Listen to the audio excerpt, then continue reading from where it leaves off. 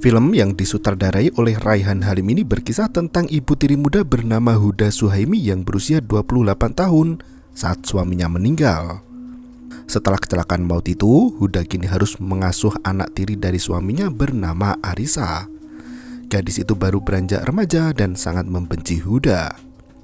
Bayangan ibu tiri yang kejam terus membayangi hingga jalinan kasih antara mereka berdua tak pernah kesampaian. Dalam usahanya merawat Arisa, Huda mendapat ujian berat ketika anak gadis itu dirasuki sosok kuntilanak.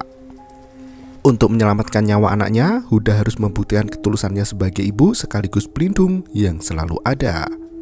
Naasnya, kuntilanak itu menjelma sebagai arwah ibu kandung Arisa yang membuat gadis itu semakin hanyut ke dalam permainan syaiton.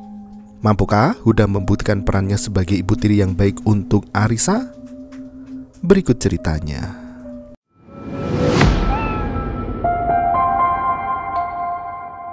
Malam itu, seorang gadis kecil kena marah ibunya setelah bermain seharian tanpa ingat pulang. Sang ibu tak berhenti memukuli tubuh gadis itu sampai babak belur.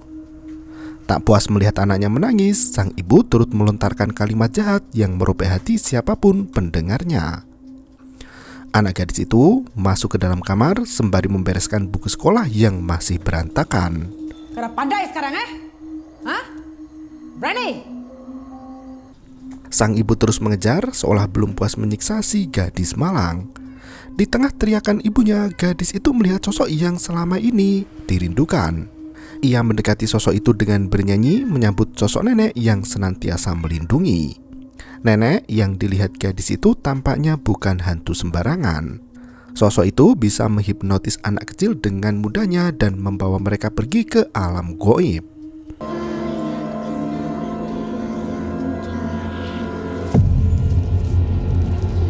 Penuh ketakutan, sang ibu menghampiri putrinya yang sudah dirasuki setan.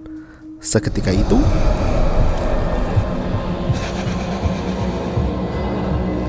ibu hanya terdiam ketika putri kecilnya dibawa terbang oleh sosok astral mengerikan. Dan film pun dimulai. Pagi itu, semua orang sibuk memindahkan barang dari kantor lama untuk pindah ke tempat yang baru. Selama ini, Huda sibuk membangun bisnis kain batik untuk memenuhi kebutuhan hidupnya bersama Arisa.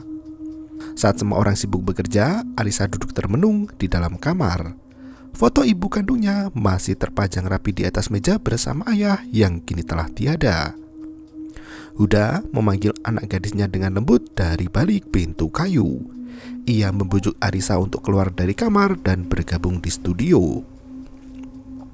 Arisa menghela nafas panjang sembari mengenakan kaki palsu setelah kehilangan satu kaki dalam peristiwa kecelakaan itu. Sementara Huda masih harus menyiapkan berbagai keperluan bisnis. Asisten rumah tangga Huda bernama Bibi Virus sudah ikut membantu di pagi yang sangat sibuk itu. Huda meminta Bibi Virus untuk membuatkan sarapan di dapur. Tak berselang lama, Su datang membawa oleh-oleh. Sebagai sahabat dekat, Su selalu ada untuk menjalankan bisnis bersama Huda. Su takjub melihat layanan suara canggih seperti Alexa namun bernama Sally. Ia mencoba alat canggih itu dan meminta agar diputarkan musik. Karena suara Su belum didaftarkan, si Sally tak mau memainkan musik. Berbeda dengan Huda, Su tak pernah suka dengan anak tiri sahabatnya, Arisa. Ia langsung bertanya di mana anak setan itu berada. Huda meminta Su untuk tidak berbicara kasar seperti itu. Naasnya, Arisa mendengar perkataan Su saat hendak turun dari kamarnya. Huda menyapa anak tirinya itu dan berkata jika Bibi Virus sudah menyiapkan sarapan. Arisa masih kesal dengan ucapan Su dan melenggang pergi tanpa menghiraukan ibu tirinya itu. Di sekolah, Arisa mengikuti pelajaran dengan baik bersama teman-temannya. Seorang anak mengoper kertas berisi gambar untuk Arisa. Tak disangka gambar itu menghina kondisi Arisa yang kakinya harus diamputasi pasca kecelakaan hebat. It's good to have the timetable so that you can use it as a reference to see what you have planned out. But remember, Guru olahraga sekolah memanggil Arisa untuk membicarakan tentang kondisi kakinya yang masih memprihatinkan. Ia mendesak Arisa agar memberitahu Huda terkait hal itu. Apalagi hubungan Arisa dengan ibu tirinya semakin menjauh sejak terjadi kecelakaan yang menewaskan ayah kandung. Sebagai yatim piatu, Arisa tak tahu harus mengadu pada siapa selain pada ibu tirinya sendiri. Guru olahraga itu berpesan agar Arisa mau memperbaiki hubungannya dengan Huda agar mereka bisa pulih dari trauma. Arisa melamun menatap jendela. Benaknya masih dipenuhi rasa takut dan kesedihan yang mendalam. Arisa? Pak guru mengingatkan Arisa jika sang ayah telah tiada. Kini Arisa harus melanjutkan hidup dengan menerima segala kenyataan yang terjadi. Tak hanya Arisa yang terluka, Huda pun mengalami rasa trauma yang sama.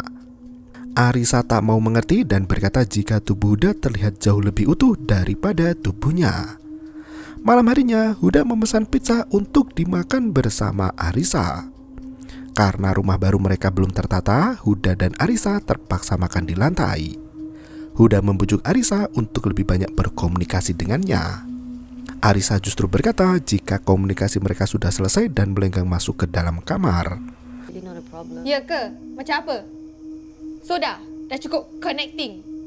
Gadis remaja itu melihat foto kenangan bersama sang ayah yang tampak menyenangkan. Pagi harinya, Huda sudah sibuk membatik di studio barunya. Sementara Arisa bermain bola sendirian di halaman. Ia mendengar suara nyanyian misterius yang tersembunyi di dalam hutan.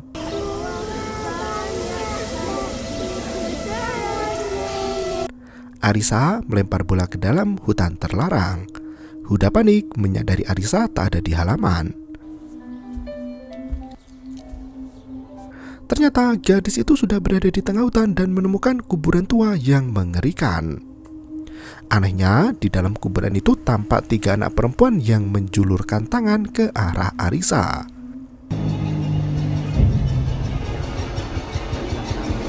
Gadis itu langsung terhipnotis dan ikut mengeluarkan tangan pada 3 anak perempuan di sana. Untungnya, Huda berhasil menemukan Arisa dan mengajak anak itu pulang. Arisa tersadar dari lamunan dan melenggang pergi dengan ketakutan. Saat Huda hendak pergi, ia merasakan ada hal aneh dalam kuburan itu.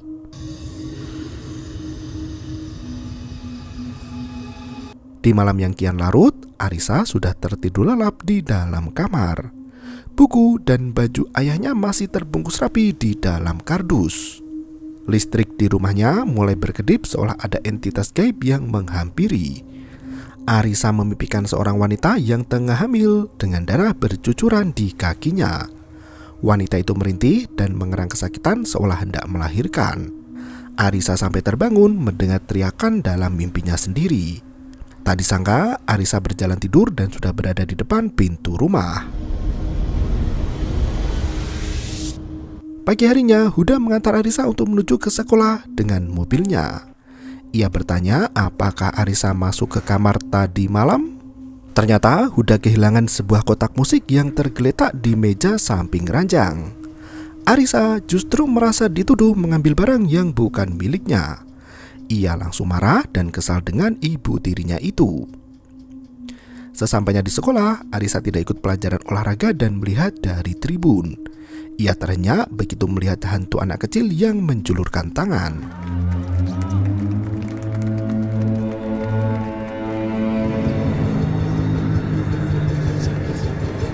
Di waktu yang sama, Huda sibuk mencari kotak yang sangat berarti untuknya. Tak disangka, sosok anak kecil muncul tepat di depan pintu kamar. Huda menoleh ke belakang di mana hantu anak kecil itu lari sambil tertawa.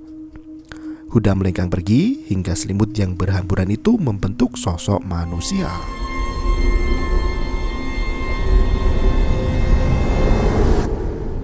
Di waktu yang sama, Arisa diganggu oleh teman sekelasnya, Regina. Gadis itu selalu menertawakan kaki Arisa yang buntung dan menghina kecacatannya.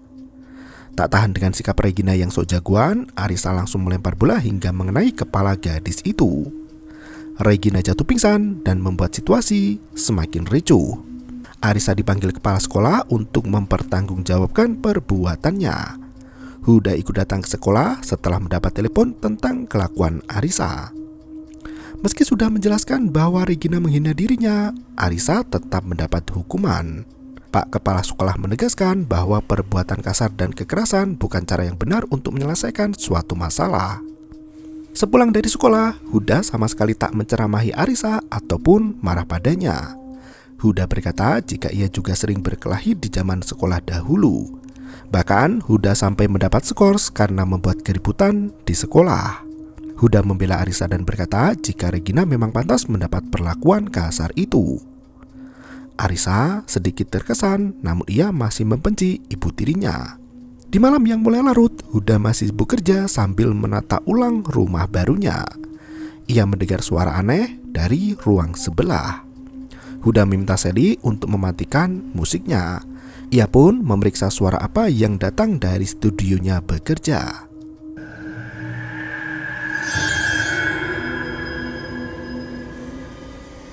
Ia tak menyadari ada bayangan kuntilanak dengan kuku panjang di belakang.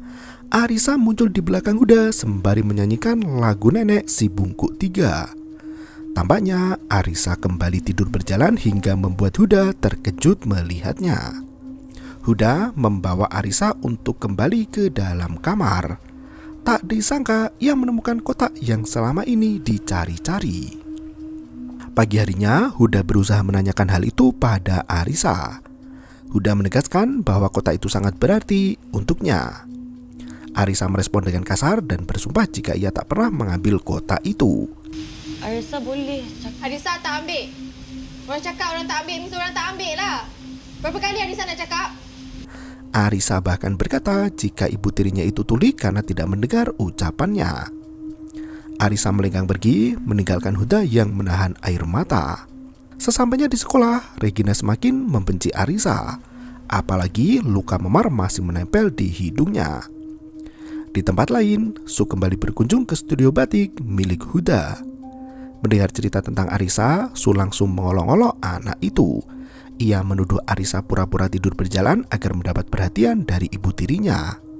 Su bahkan berkata jika saat ia kecil dulu dirinya pernah mengalami tidur berjalan. Orang tuanya melarang siapapun untuk membangunkan orang yang sedang tidur berjalan karena bisa memacu serangan jantung dan kerusakan otak.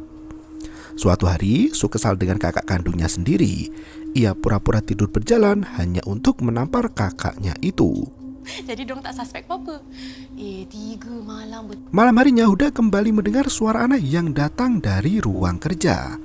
Ia membawa stick golf untuk memeriksa apa yang terjadi. Tak disangka ruangan itu sudah hancur berantakan. Arisa muncul dengan mencengkeram palu setelah mengamuk di ruang kerja ibunya. Arisa. Huda berusaha menghentikan Arisa sembari membangunkannya dari tidur berjalan. Arisa memberontak sebelum akhirnya tersadar.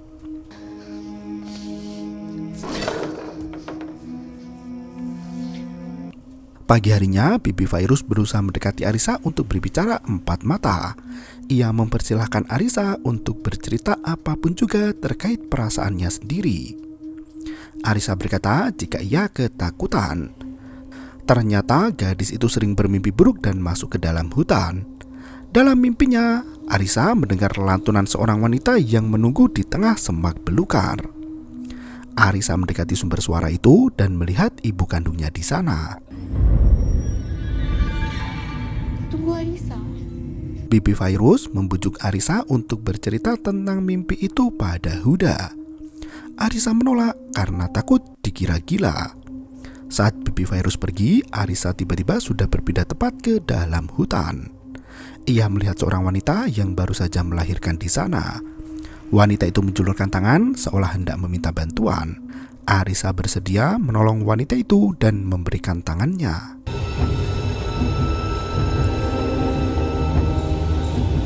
Mata Arisa mulai memutih tepat di saat Bibi Virus kembali padanya. Bibi mengalihkan tatapan Arisa agar tersadar dari kerasukan. Setelah memahami apa yang dialami Arisa, Bibi Virus semakin yakin bahwa anak itu diganggu kuntilanak. Ia memberanikan diri untuk bicara pada Huda dan berkata jika kuntilanak adalah hantu yang meninggal saat melahirkan anak. Arwah wanita itu dibuang ke bumi untuk memenuhi misinya menculik anak-anak. Bibi Virus meyakini cepat atau lambat Arisa akan dibawa pergi ke alam goib oleh kuntilanak itu. Hantu itu akan mengambil anak ketika ikatan antara ibunya telah terputus. Itu sebabnya kuntilanak berambisi untuk menjauhkan Arisa dari Huda agar lebih mudah mengambil jiwanya. Naas, Huda tidak percaya dengan hal berbau mistis seperti cerita Fairuz. Ia meminta Bibi Fairuz agar tidak mempengaruhi pikiran Arisa dengan cerita kuntilanak. Malam harinya, Huda mendengar suara keributan di kamar Arisa. Ternyata anak gadis itu merasakan sakit di kakinya. Huda mendekati Arisa untuk membantu memeriksa kaki yang sakit. Arisa justru menolak dan mengusir sang ibu tiri. Perlahan, Huda membuka lapisan kaki palsu yang membalut lutut Arisa. Ternyata luka di kaki gadis itu kembali bernanah. Huda dengan sabar mengoleskan air hangat secara perlahan. Arisa bertanya tentang kotak musik yang sangat berarti untuk Huda. Ternyata kotak musik itu adalah pemberian dari ayah kandung Arisa. Di dalam kotak musik itu terdapat hasil USG anak Huda yang keguguran akibat kecelakaan. Sejak saat itu, Huda sudah tak bisa hamil lagi. Arisa mulai iba dengan Huda, namun Huda belum bisa menggantikan posisi ibu kandung di hatinya. Tepat pukul 10:30 malam, Bibi Fairuz sudah pulang ke rumah dan langsung menjalankan sholat Isya. Sosok hantu anak kecil kembali muncul untuk mengganggu Fairuz yang sedang beribadah. Selesai sholat, Fairuz langsung mematikan televisi namun langsung menyala kembali dengan sendirinya. Ia mencabut kabel listriknya namun televisi itu tetap bisa menyala. Fairuz menyadari ada entitas jahat yang bertengger di sudut rumahnya. Seketika itu,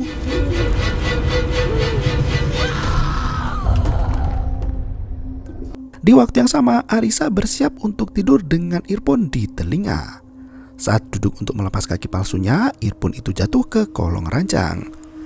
Arisa tertunduk ke bawah untuk mengambil earphone itu, namun sosok wanita tampak berjalan dari luar kamar. Arisa menunduk ke bawah untuk mengambil earphone itu, namun sosok wanita tampak berjalan dari luar kamar.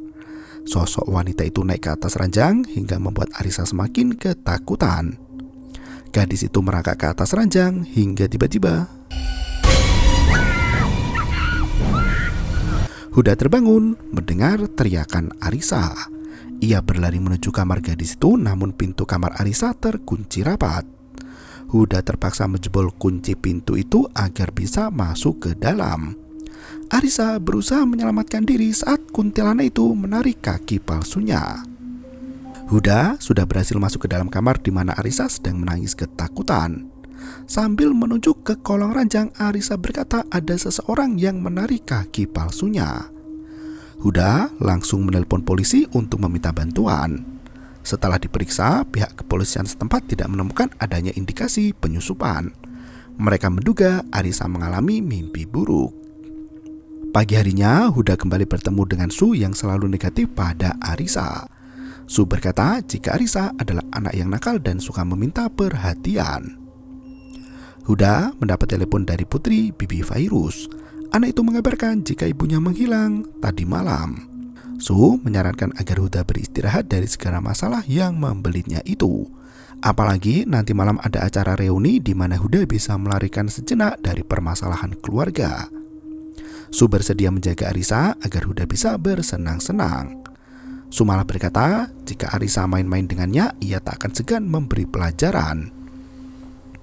Akhirnya Huda pun setuju untuk ikut reuni. Malam itu Huda pamit pada Arisa dan berkata jika Su akan menjaga sampai ia kembali. This is so your color, babe. Seriously, you look good. You should go out more often lah. Kau okay kan? Su mengantar kepergian Huda sampai sahabatnya itu masuk ke dalam mobil.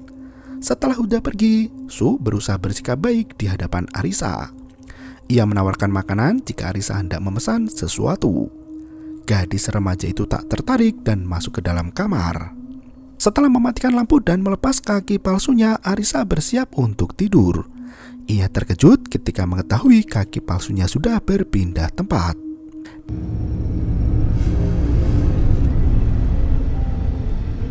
Di waktu yang sama, Su menghabiskan waktu menunggunya dengan merokok di teras depan rumah. Layanan suara Sally tiba-tiba menyala sendiri disertai kedipan lampu di seluruh penjuru rumah. Tak berselang lama, listrik rumah Huda pun padam. Su menelpon Huda untuk mencari di mana kotak panel listriknya berada. Saat menelpon, bayangan hitam tampak melintas di belakang Su. Wanita itu mulai kesal karena berpikir Arisa hendak mengerjainya. Su langsung mematikan telepon dan menghampiri kemana bayangan itu pergi.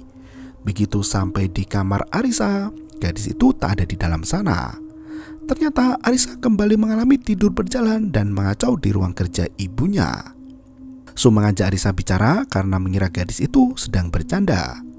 Tak berselang lama, lampu senter milik Su mati dan Arisa menghilang dari hadapan mata. Su terpaksa mencari keberadaan anak itu di dalam gelap. Jejak langkah kaki terlihat mengotori lantai dan masuk ke dalam ruangan kosong. Su terperanjat begitu Arisa muncul di belakang tubuhnya. Ia meminta Arisa untuk berhenti bermain-main. Arisa justru menjulurkan tangan sembari menunjuk ke arah Su. Tak berselang lama, Huda pulang ke rumah dengan tangisan. Ia mendapat kabar jika Su ditemukan kejang dan tak sadarkan diri. Dengan bantuan ambulan, Su dibawa ke rumah sakit terdekat. Polisi turut menginterogasi Arisa untuk mencari tahu apa yang terjadi. Setelah petugas meninggalkan rumah, Arisa bersumpah di depan ibunya jika ia tidak pernah menyakiti Su. Arisa hanya teringat jika ia tertidur dan tiba-tiba bangun di ruang tengah. Naasnya, Huda tidak percaya dengan Arisa karena ia sudah memasang CCTV di ruang tengah.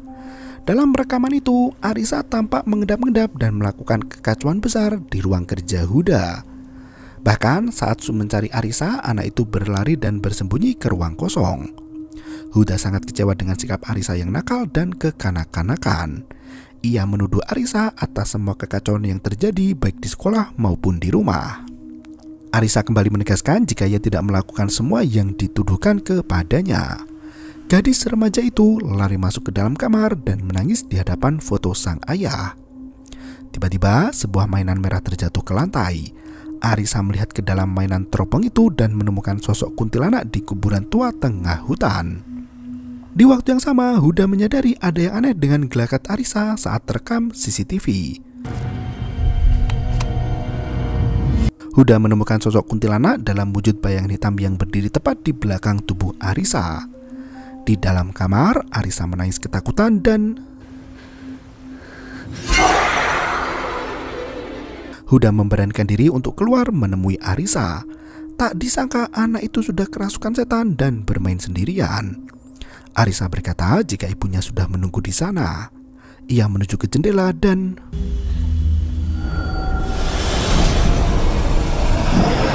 leher Huda dicekik oleh makhluk bengis itu dan dilempar sampai terguling di tanah. Arisa dibawa pergi oleh sosok kuntilanak sementara Huda terbaring lemah sampai pingsan. Saat tersadar, Huda ingat dengan kuburan tua yang menghipnotis Arisa. Ia berlari masuk ke dalam hutan di tengah hujan badai yang mengguyur badan. Huda berhasil menemukan Arisa dan memeluk gadis itu dengan penuh kasih sayang. Ia memohon agar Arisa tersadar dari kerasukan, tapi naasnya Arisa tidak ingin kembali ke kehidupan nyata.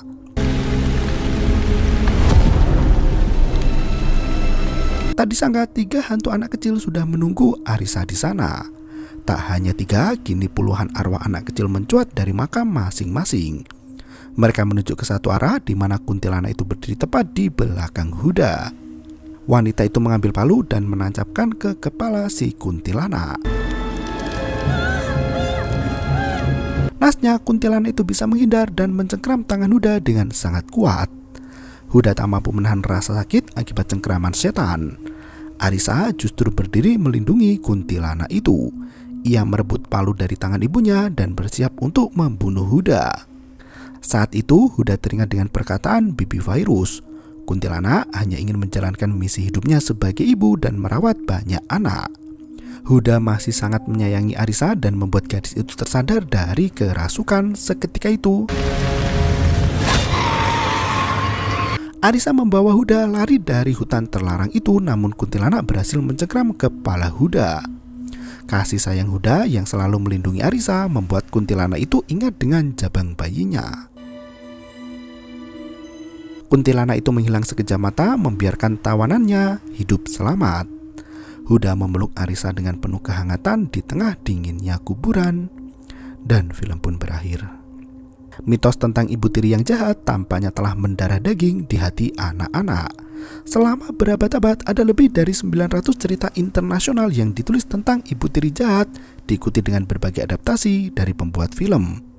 Ibu tiri dianggap kurang penyayang, tidak baik hati, tak bahagia, dan tak disukai. Ibu tiri dianggap lebih kejam, tidak adil, dan bahkan penuh kebencian. Faktanya, dalam sebuah penelitian menunjukkan peran ibu tiri yang justru memberi manfaat unik bagi keluarga.